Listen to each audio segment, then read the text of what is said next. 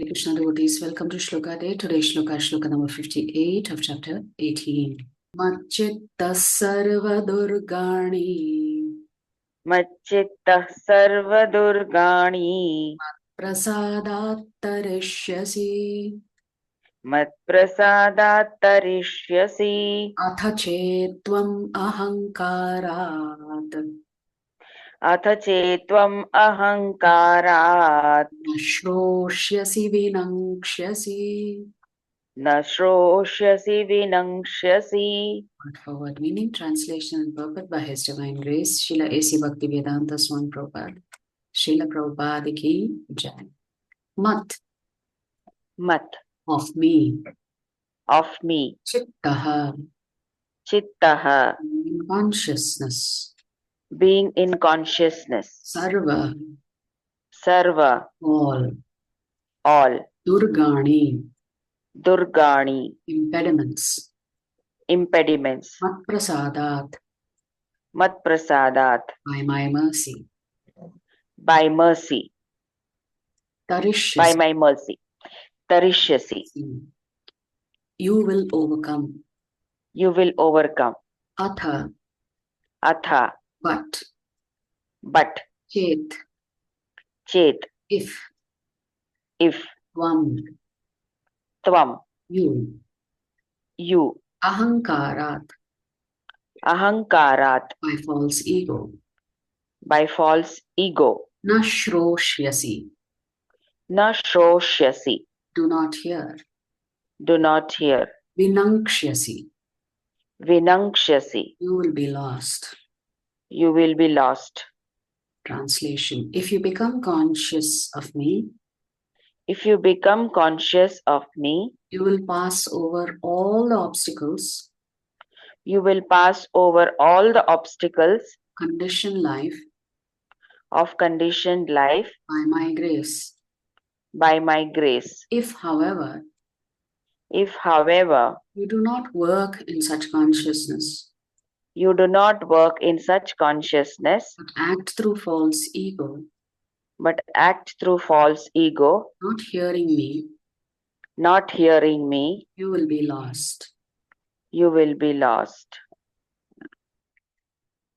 So Prabhupada writes in the purport, a person in full consciousness is not unduly anxious about executing the duties of his existence. The foolish cannot understand this great freedom from all anxiety. For one who acts in Krishna consciousness, Lord Krishna becomes the most intimate friend.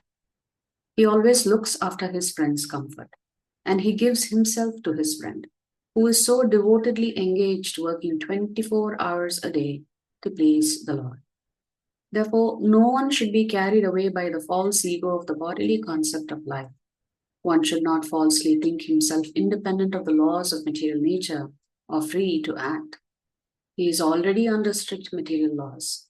But as soon as he acts in Krishna consciousness, he is liberated, free from the material perplexities. One should note very carefully that one who is not active in Krishna consciousness is losing himself in the material whirlpool, in the ocean of birth and death. No conditioned soul actually knows what is to be done and what is not to be done. But a person who acts in Krishna consciousness is free to act because everything is prompted by Krishna from within and confirmed by the spiritual master. So Prabhupada is stating in this purport that reiterating what the Lord has said, that if we act in Krishna consciousness, then you're already liberated. Otherwise, any which way, all of us are under the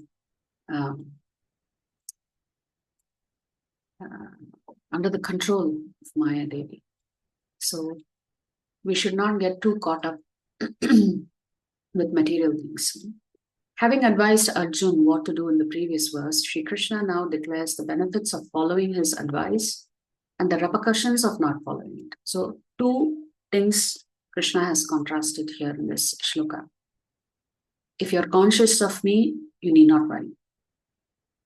If you're not conscious of me and you don't follow my instruction, then there is a problem for you. All kinds of problems will come in. Shri Krishna now declares the benefits of following his advice and the repercussions of not following it. The soul should not think that it is in any way independent of God. If we take full shelter of the Lord with the mind fixed upon him, then by his grace, all obstacles and difficulties will be resolved. But if out of vanity, we disregard the instructions, thinking we know better than the eternal wisdom of God and the scriptures, we will fail to attain the goal of human life. For there is no one superior to God, nor is there any advice better than his. His Grace Chaitanya Sharan Prabhu writes, why is Krishna assuring Arjuna that practicing Bhakti Yoga is the best? Toward the end of the Bhagavad Gita, Krishna promises Arjuna of protection if he becomes devotionally conscious. What does this promise signify? To understand, let's consider the preceding passages. Krishna has just outlined a spiritual pathway from Karma Yoga through Jnana Yoga to liberation through Bhakti Yoga. Then he offered an alternative pathway to liberation through Bhakti Yoga practice alone, which is the Shlokas 56 to 58. Lest some find unbelievable Krishna's recommendation of Bhakti Yoga as a single path, sufficient by itself for liberation, Krishna backs that recommendation with a categorical assurance. What does all this mean for Arjuna? Krishna's contextual concern is that Arjuna fight to protect dharma. Krishna's universal concern is that Arjuna progress on the path of spiritual evolution toward ultimate liberation. Both Karma Yoga and Bhakti Yoga can serve these purposes. Get Arjuna to fight and help him evolve spiritually. In the sense that by fighting, Arjuna is upholding dharma of his varna. And by following the instructions of the Supreme Lord, Arjuna is also progressing spiritually. So two things can dovetail with each other perfectly. Yeah. Actually, Karma Yoga, the only distinction between Karma Yoga and Bhakti Yoga is that in Karma Yoga, you may not be Krishna conscious, but you are performing your duties and responsibilities. Because you are interested in not accumulating karma. So Bhakti Yoga also includes Karma Yoga. But the only difference is you're doing it for the pleasure of Krishna. You're doing it in a devotional mood. What is Bhakti Yoga? Why is Bhakti Yoga a higher level integration? Because it offers a stronger motivation for the external duty of fighting and a faster pathway for spiritual evolution. Why a stronger motivation? Because Bhakti Yoga helps Arjuna see the fighting not just as a social duty, but as an opportunity to directly do the divine will. So two things are merging for Arjuna. One, his duty as a Kshatriya. Two, his desire to please the Supreme Lord. When both those merge, your duty and the desire to please the Lord merge together, then that is Bhakti Yoga.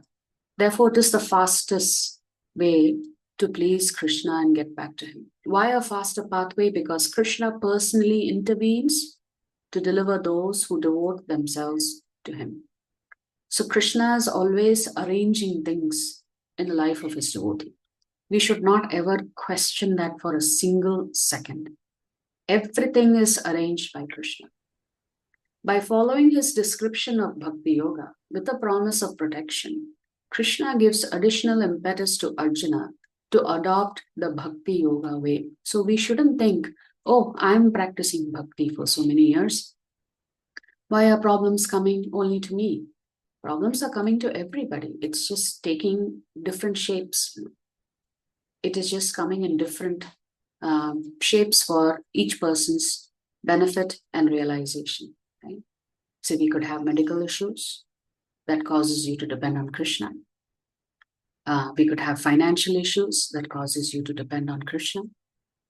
We could have relationship issues that causes you to depend on Krishna. So Krishna very cleverly arranges everything for us in our life for our own benefit. So we shouldn't question anything that happens to us. We should simply accept it as the mercy of the Lord. That He's so kind, He's always willing to arrange things. So when Krishna arranges things, you shouldn't see why it is not immediately benefiting me. Krishna has the ultimate benefit for you in mind when He arranges things for you. And it takes some time to understand this and accept the fact that Krishna has a deep message for me here. I have to be dependent on Him. That I should not wander away from Him. So this is very, very important. There is a nice summary by Chaitanya Charan Prabhu about prayer when you're in distress. When confronted with a huge problem, especially one that causes acute or unbearable distress, we often desperately turn to God for help. We pray for the cause of our distress to magically disappear or for a miraculous change of heart in the person responsible for the problem. Yet we sometimes find that the problem remains. This may naturally cause us perplexity and discouragement. Amid such disconcerting times, we have two choices. We can either continue to fixate on that problem in our life, letting it pervade our mind, worrying that it will not go away, lamenting that even God is not ready to help us, and thereby losing our faith in Him. Or we can strive to broaden our vision and recognize that God has some plan that is for our good, even though the way He brings about our welfare may differ from the way we would have chosen. This we should print out and keep it with us all the time when we go through significant difficulties in life. God has His own way of helping us grow spiritually, and we should accept it. To become more receptive to His way, we can shift the focus of our prayers. Rather than seeing prayer as a means to move the problem away from us, we can see it as a means to move ourselves closer to God. By thus redefining our vision of prayer, we will be able to reevaluate the impact of that problem in our lives.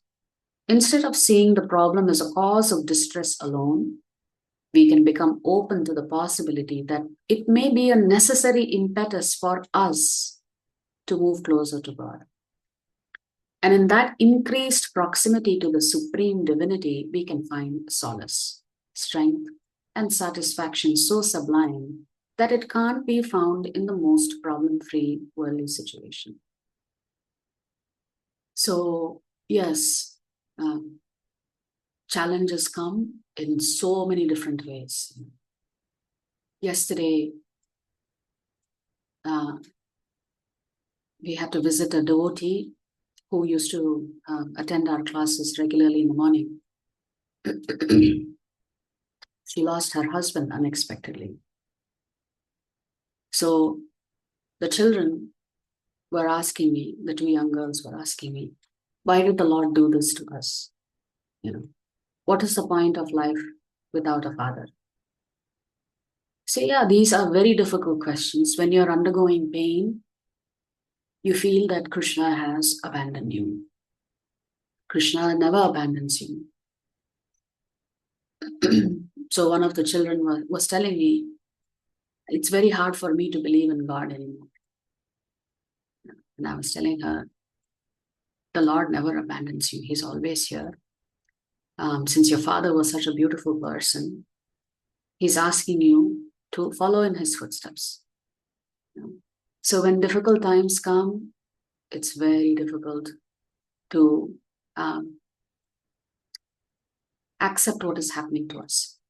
So I told the young girl that it's okay to be angry with the Lord for a little while, but don't reject God. Yeah, you're angry with Him because He's taken away your father. But also be very grateful that your father has provided everything for you. You don't have to worry about anything. Yes, you're going to miss His presence. For sure, you're going to miss His presence. So unexpected things happen. Everything is an arrangement by the Supreme Lord. Even distress helps you become a better devotee. It helps you get closer to God. So don't question what comes in your life. Just accept it as prasadam, as mercy of the Lord. This is what great devotees are able to do. That story about that Brahmin being insulted and spit upon more than 100 times on the banks of a river. And he accepted as the Lord's mercy because he got to bathe 100 times in the river after becoming impure because of what another individual did. So great devotees are able to understand through contemplation that, yeah, everything is an arrangement by the Lord. We can't question it. The Bhagavad Gita inspires us towards such a shift in consciousness when it assures that those who turn to Krishna for absorbing our consciousness in Him will be empowered by His grace to pass over all obstacles. Pray not that God moves the cause of our distress away from us. Pray that He uses our distress as a cause to move us closer to Him. It's such a beautiful statement. When we pray to God, we should not pray to God, please remove this distress from my life. We should pray to God, please let this distress bring me closer to you. I don't know what your plan is for me, Krishna. Your plan will always be superior to anything that I can come with. But please let me use this distressful opportunity to come closer to you. This should be every devotee's sincere prayer. Distress will come. It'll come through others. It'll come through medical distresses. It'll come through so many different ways. We have to be prepared for this. The whole purpose of chanting all the time is to be prepared for this. To understand that everything is Krishna's plan. Because if we challenge Krishna, then we're telling Krishna, you made a mistake. You made a mistake by sending this distress to me because I don't deserve it. Imagine telling Krishna, I don't deserve this. Then you're telling, you're not really a very good God. So we should be very mindful of this fact that distresses will come. Everything is not going to be smooth, even in spiritual life. We should develop the inner resilience and strength and ask ourselves, this must have happened for a reason. Krishna is sending a message to me. Let me try my best to understand what is this message. And let me become even more dependent on Krishna because of the distress. So this is what the Lord is saying. If you're conscious of Him all the time, you will overcome all obstacles because the Lord Himself will personally intervene to help you. But if we don't follow His instructions and if we act through the sense of I, then Krishna says you will be completely lost. If you like our videos, please subscribe to our channel and turn on the bell notification. If you'd like to join our classes every day, please check the details in the description section of this video. We look forward to serving you.